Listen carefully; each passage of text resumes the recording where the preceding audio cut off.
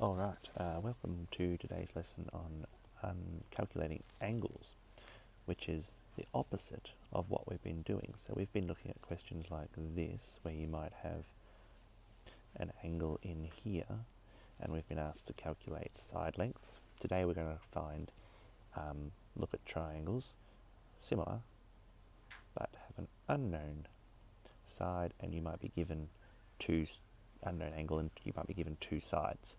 Right, now, the intro, this lesson, you might have noticed on Classroom, it's divided up into two lessons. The first part of it is just doing the reverse of what we did last time. So you might go, all right, so I've got two sides here. I'm going to label them. So this is O and this is H, which means I'm looking at sine theta equals 4/6. Now, normally we would look up at our trig tables for this and find the decimal for that. But given that we don't know the angle, we're going to do the opposite. We're going to work out what that is on our calculators. Sine theta equals 4/6 is 0.6 recurring. And we're going to look this up in the sine column on the trig table. So we look down here until we find 0.66. So let's zoom in. 0.66, you can see it is here somewhere. Closest number you can see is 42 in this row here. So there's the sine value, and this is the angle. Now remember, the question asked us for an unknown angle, so we can say then that theta equals 42 degrees.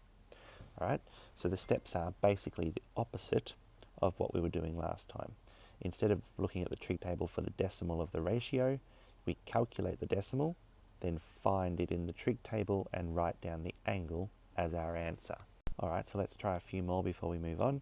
So I've given you here the decimal equals cos of some angle, which we're trying to find. So our first step is to find this decimal in the cos column.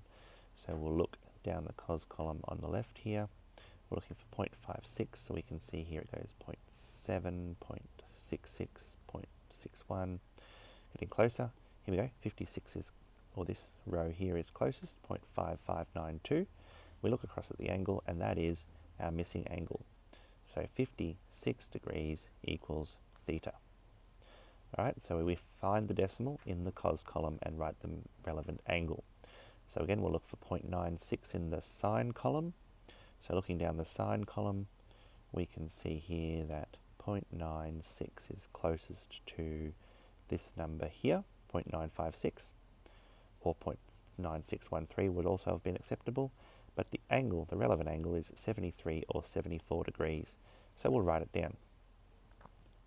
Equals theta. Notice that in my answer, I only write theta and not the cos or the sine. That's because theta stands for missing angle. So I'm interested in knowing what the angle is, and that's just 73 degrees or 56 degrees.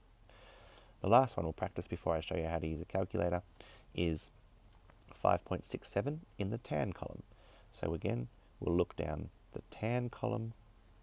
We see it starts at 1, 1, 1, 1, 1, 1, 1, 2s, 3s, 4s, 5.6713 is the closest. Relevant angle is 80 degrees. So we'd say here that 80 degrees equals theta. All right. Now, to do this on your calculators, because you may not have your trig tables at home, I'll show you which buttons to push.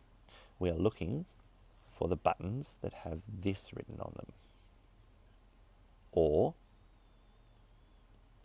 all right, now what this means is basically the opposite of sine, the opposite of cos, and the opposite of tan, because that's what we've been doing. We haven't been finding the ratio for sine, we've been looking at the opposite of it and then finding the angle. All right, so you might on your calculators have to hit the button that says second and then the sine button, and what should show up on your screen is this. It might have an open bracket, and then you would type in the decimal that we were dealing with. So in that case it was 0.6, and you would hit equals, and it would show you a number like 42 degrees. All right, for each of these you would type in, you might hit second and then cos, and it would show up on the screen like this. It would go cos -1 bracket, and you would type in the decimal 0.56, hit equals, and it would show up with a number. Now most likely it'll have decimal points after it because our answer is not going to be exact. All right, but that's okay. Angles don't always have to be whole numbers.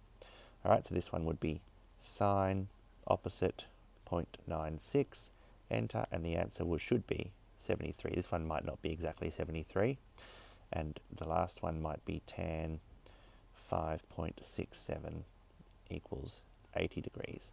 All right, so for today's practice, that's all we're practicing doing, working out a missing angle based off an example like this. We're not going to look at triangles today, that's for next lesson. All right, so hopefully that makes sense and we can give it a go.